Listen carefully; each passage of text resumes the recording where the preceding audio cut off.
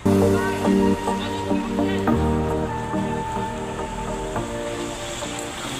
হাওর রোডের পথে আছি, শীঘ্রই রোড দেখতে পাবো, আশা করি ভালো হবে। কলমাকান্দা নেমে এখানে সুনামগঞ্জ পর্যন্ত ট্রলারে যেতে হয়, 5 ঘন্টা যেতে লাগবে, আবার আসতেও 10 ঘন্টা। তো ওই হিসেবে আমরা গিয়েছিলাম, ট্রলার নিয়েছিলাম, তো আশেপাশে খুবই ভালোই ছিল।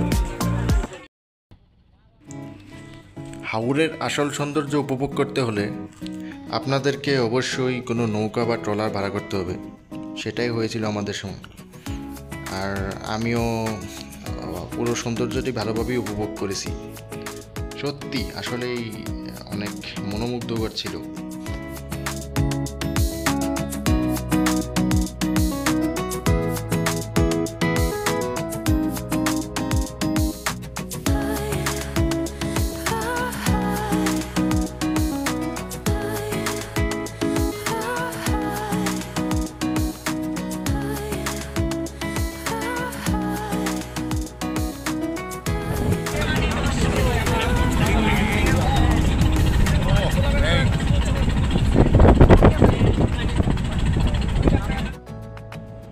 হাওর থেকে পানি আকাশে উঠে পড়ার দৃশ্য নাকি ছিল, আমি ঠিক জানি না, সত্যিটা জানি না, তবে মুহূর্তটা দারুণ ছিল।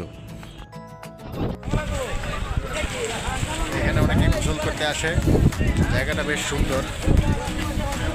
অনেকে নিচে নামি ঠান্ডার সমস্যার জন্য।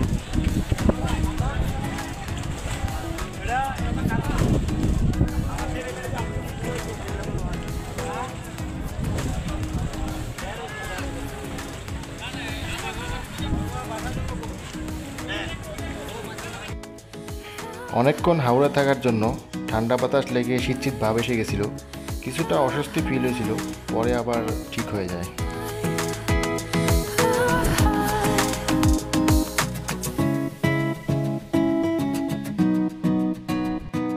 সুনামগঞ্জে নেমে খাওয়া দাওয়া শেষ করে আমরা নীলাদ্রি লেক, বারাক্কা টিলা, মিনি সুইজারল্যান্ড, জাদুকাটা নদী, শিমুল বাগানের কিছু অংশ এবং সাদা পাথর ঘুরলাম।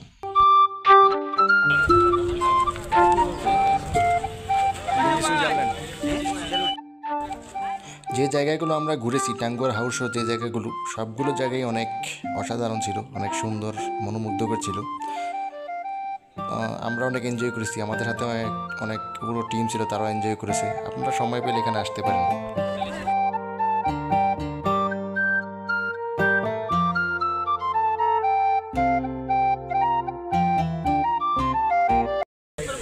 ভ্রমণ শেষ করে ফেরার জন্য বাসে উঠলাম, দারুণ একটি ভ্রমণ ছিল। আশা করি আমার কন্টেন্ট আপনার ভালো লেগেছে।